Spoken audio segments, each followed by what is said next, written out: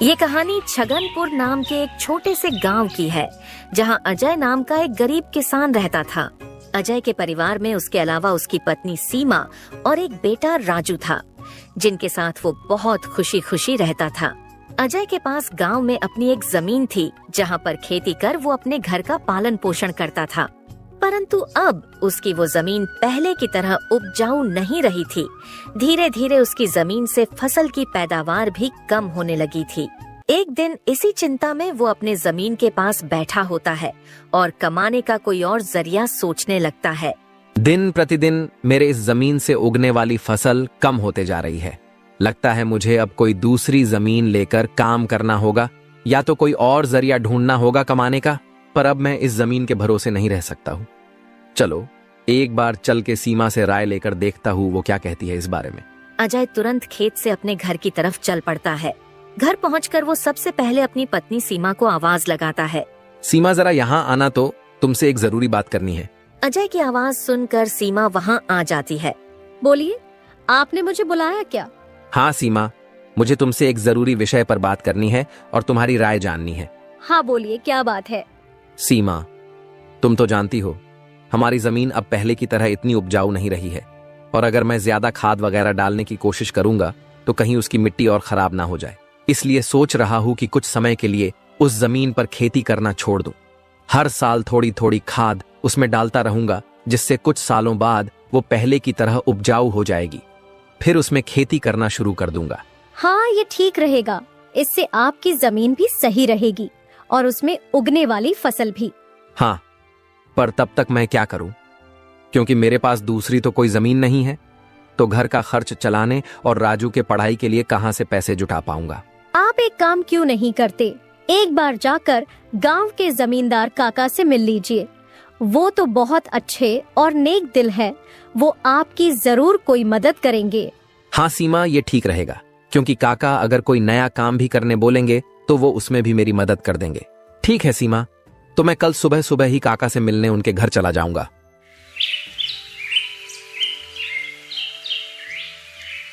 अगली सुबह अजय जमींदार से मिलने उसके घर के लिए चल पड़ता है। जमींदार के घर के बाहर पहुंचकर वो जमींदार को आवाज लगाता है। काका, क्या आप घर पर हो? अजय की आवाज सुनकर जमींदार बाहर आता है। अरे आओ अजय बेटा, बोलो क्या हुआ, कुछ काम था क्या? हाँ काका, आपकी एक मदद चाहिए थी। हाँ बोलो ना बेटा, मैं किस प्रकार तुम्हारी मदद कर सकता हूँ? अजय फटाफट से जमींदार को अपने खेत की हालत बता देता है। तो इसमें परेशान क्या होना बेटा। काका, मेरे पास एक ही जमीन है जिस पर खेती कर मैं अपने घर का खर्च चलाता हूँ, और मैंने आज तक खेती के अलावा कोई दूसरा काम भी कभी किया नहीं। तो अब यही नहीं समझ रहा है मैं क्या करूँ। बेटा, खेती के अलावा दूसरा काम क्यों करना? तुम एक काम करो, मेरे पास गांव के बाहर एक जमीन है, तुम उस पर खेती करो। काका, पर इससे तो आपका नुकसान हो जाएगा। नहीं बेटा, कोई नुकसान नहीं होगा। इसी बहाने तुम मेरी जमीन की देख रेख भी करोगे, क्योंकि अब तो मेरी उम्र भी हो गई है और मेरा बेटा भी शहर में रहता है, तो इससे तुम्हारा भी भला हो जाएगा और मेरी भी थोड़ी जिम्मेदारी कम रहेगी। ठीक है काका, अगर ऐसी बात है तो मैं कल से ही उस खेत पर काम करने चला जाऊंगा। अजय जमींदार को धन्यवाद कहकर वहाँ से अपने घर के लिए निकल जाता है। अजय अपने घर पहुंचकर सीमा को सारी बात बता देता है। ये तो बहुत अच्छा है, यानी आपकी सारी चिंता ही खत्म हो गई। हाँ सीमा, अब मैं काका के खेत पर बहुत मेहनत करूंगा और कोशिश करूंगा कि एक दो और खेत खरीद लूं, क्योंकि भविष्य में ऐसी समस्या आए तो उसके लिए हम तैयार रहे।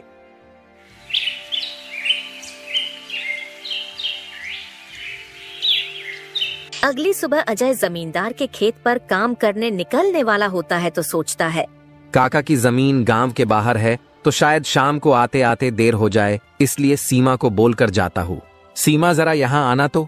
अजय को बुलाता सुन सीमा वहाँ आती है। बोलिए, आपने बुलाया मुझे? हाँ सीमा, सुनो, काका का खेत गांव के बाहर है, तो मुझे शाम को घर लौटने में थोड़ी देर भी हो सकती है। तो अगर मुझे देर हो जाए तो तुम और राजू खाना खाकर सो जाना। ठीक है, पर अपना ध्यान रखना। और हाँ, 1 मिनट रुकना, मैं आपके खाने का डिब्बा लेकर आती हूँ, वो लेकर ही जाना। फिर क्या था, अजय अपना खाने का डिब्बा लेकर गांव के बाहर वाली जमीन पर काम करने चल पड़ता है। चलते चलते कुछ समय बाद वो गांव के बाहर वाली जमीन पर पहुंच जाता है। चलो अब पहुंच गया हूँ तो फटाफट से खेत पर काम करना शुरू कर देता हूँ।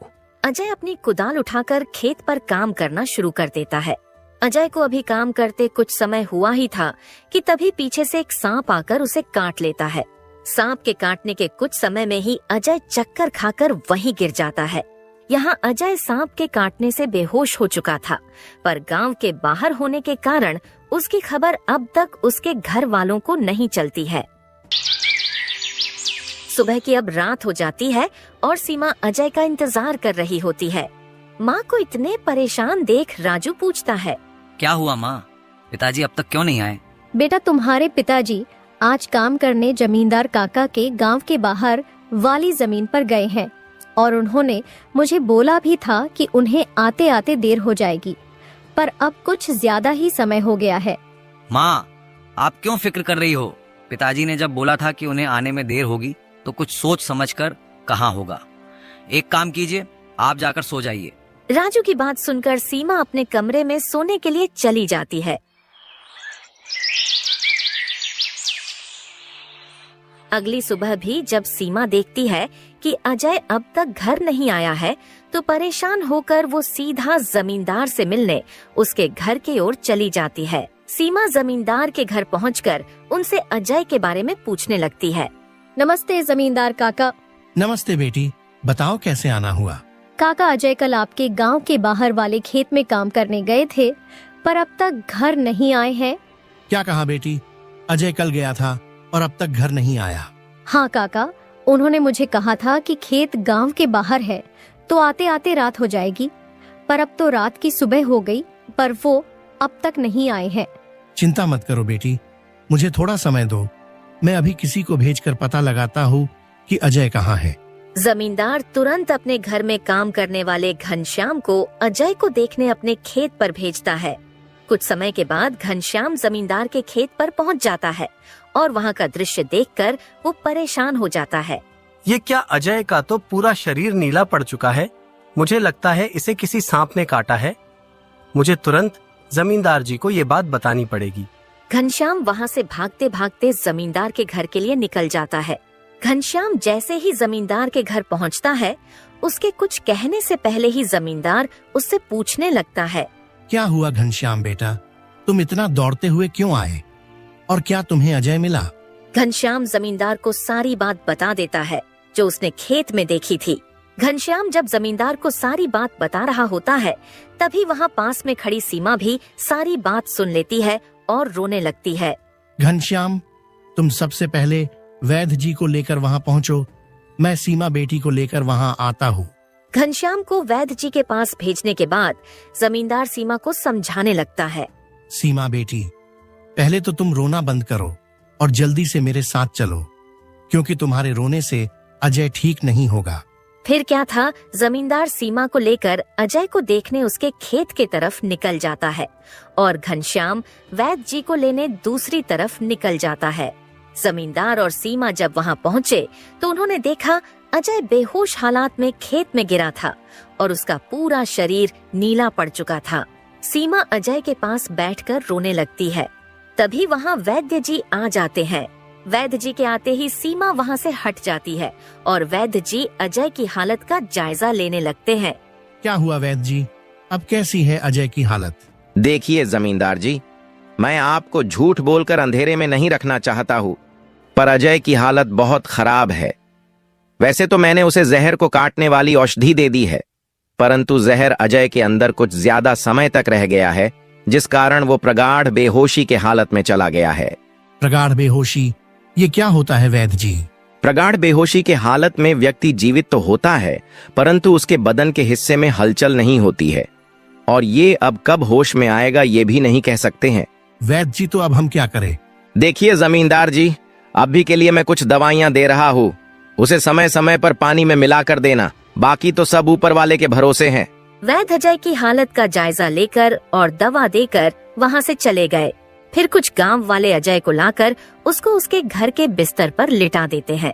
देखो सीमा बेटी, तुम बिल्कुल चिंता मत करना, तुम अजय की अच्छे से देखभाल करो, देखना वो बहुत जल्द ठीक हो जाएगा और तुम्हें अगर किसी भी चीज की कोई भी जरूरत हो तो मुझे जरूर बता देना, और हर महीने मैं तुम्हारे लिए और राजू के लिए कुछ पैसे भेजता रहूंगा, पर तुम हिम्मत मत हारना।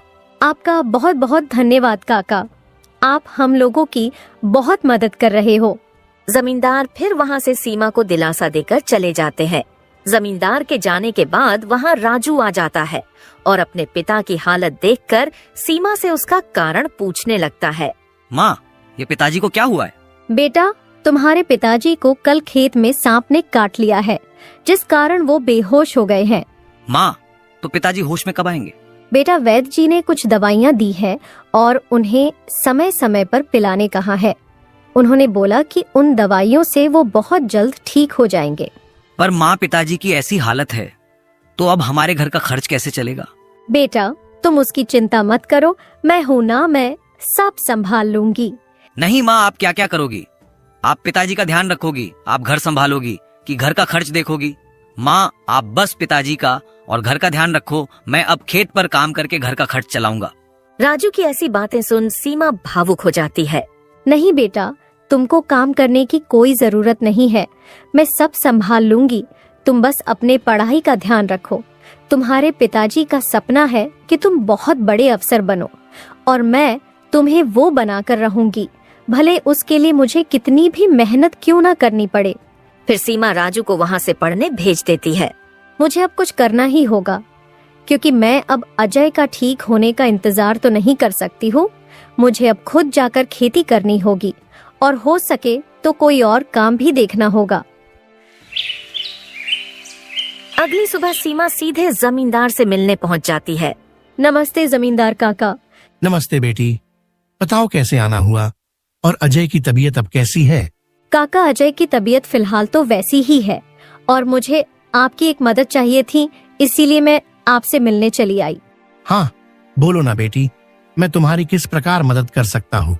काका, मैं चाहती हूँ कि जो जमीन आपने अजय को दी थी काम करने के लिए, आप मुझे उस पर काम करने की इजाजत दे दी, ताकि मैं उस पर काम करके अपने घर का खर्च और राजू की पढ़ाई करा सकूं। बेटी, पर तुम्हें वहाँ काम करने की कोई जरूरत नहीं है, मैं हूँ ना। मैं तुम्हारे घर के लिए जो भी खर्च लगेगा हर महीने भेज दिया करूँगा। नहीं काका, आपने अब तक हमारी बहुत मदद की है। अब आप बस मुझे आपके खेत में काम करने की इजाजत दे दीजिए। मैं अब खुद काम करके अपना घर चलाऊंगी और अपने बेटे को बड़ा अफसर बनाऊंगी। जमींदार सीमा को बहुत समझाने की कोशिश करता है, पर सीमा जमींदार की बात मानने तैयार नहीं थी। आखिर में सीमा की बातें सुनने के बाद जमींदार सोचने लगता है। मुझे लगता है सीमा मेरी बात नहीं मानेगी, पर अगर वो काम करने इतने दूर जाएगी तो वो अजय का ध्यान नहीं रख पाएगी। एक काम करता हूँ, मैं सीमा को मेरी गांव के अंदर वाली जमीन पर काम करने के लिए कह देता हूँ, ताकि वो खेतों पर काम भी कर सके और अपने घर का ध्यान भी रख सके। ठीक है सीमा बेटी, मैं तुम्हें अपने खेत पर काम करने की इजाजत तो दे सकता हूँ, पर तुम्हें मेरी एक बात माननी होगी। हाँ काका, बोलिए ना। बेटी, तुम्हें मेरे गांव के बाहर वाले खेत पर काम करने की कोई जरूरत नहीं है। मेरे पास तुम्हारे घर के नजदीक भी एक खेत है, तुम वहां काम कर सकती हो, ताकि तुम अपने घर का और अजय का दोनों को ख्याल रख पाओगी। काका, ये तो और भी अच्छा रहेगा, इससे तो मेरी बहुत मदद हो जाएगी। बेटी, पर एक छोटी सी समस्या है, वो खेत बाहर वाले खेत से थोड़ा छोटा है। हाँ तो कोई बात नहीं है काका, वो खेत मेरे घर से नजदीक है, वही बहुत बड़ी बात है। मैं खेत में काम करने के साथ साथ दूसरे के घर का काम भी करना शुरू कर दूंगी, ताकि उन पैसों से मैं राजू की पढ़ाई का खर्च निकाल सकूं। बेटी, पर तुम्हें इतना काम करने की क्या जरूरत है? काका, मुझे काम करना ही होगा। अजय का सपना था कि राजू पढ़ लिख कर बड़ा आदमी बने। अगर मैं मेहनत नहीं करूंगी तो उसका सपना अधूरा रह जाएगा। राजू की पढ़ाई के लिए और घर चलाने के लिए मुझे हर हाल में ये जिम्मेदारी उठानी पड़ेगी। जमींदार सीमा के संकल्प और साहस से भावुक हो जाते हैं। ठीक है बेटी, तुम्हारी मेहनत देखकर मुझे पूरा भरोसा है कि तुम जरूर सफल होगी। मैं तुम्हारी हर संभव मदद करूंगा। तुम कड़ी मेहनत करो, भगवान भी तुम्हारे साथ हैं। सीमा ने जमींदार के गांव के अंदर वाले खेत पर काम करना शुरू कर दिया। वह सुबह खेत पर काम करती और दोपहर के बाद गांव के घरों में सफाई और खाना बनाने जैसे छोटे मोटे काम करने जाती। धीरे धीरे सीमा की मेहनत रंग लाने लगी। खेत में अच्छी फसल हुई, जिससे उसका घर चलने लगा और जो पैसे वह दूसरों के घरों में काम करके कमाती थी, वह राजू की पढ़ाई में खर्च करने लगी। बेटा, मैं चाहती हूँ कि तुम मन लगाकर पढ़ाई करो। तुम्हारे पिताजी का सपना है कि तुम अफसर बनो। मैं तुम्हारे लिए हर मुश्किल को पार कर लूंगी। माँ, मैं कड़ी मेहनत करूंगा। एक दिन मैं पिताजी का सपना पूरा करके दिखाऊंगा। सीमा की मेहनत और त्याग से गांव के लोग भी प्रेरणा लेने लगे। उन्होंने देखा कि कैसे एक माँ अपने परिवार के लिए हर कठिनाई का सामना कर रही है। इसी बीच अजय की हालत धीरे धीरे सुधरने लगी। वैद्य जी की दवाओं और सीमा की देखभाल ने जहर का असर कम कर दिया। एक दिन अचानक अजय को होश आ गया।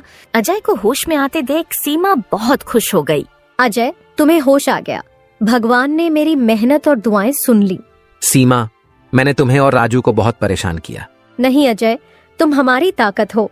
जब तक तुम ठीक हो रहे थे, मैंने हर जिम्मेदारी संभाली और देखो, अब सब कुछ ठीक हो रहा है।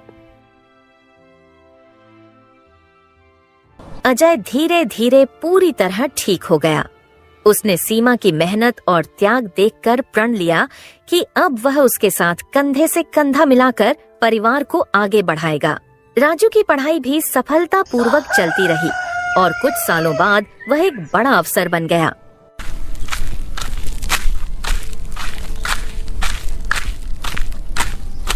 माँ, पिताजी, मैं आज जो कुछ भी हूँ वह आपकी मेहनत और त्याग के कारण हूँ।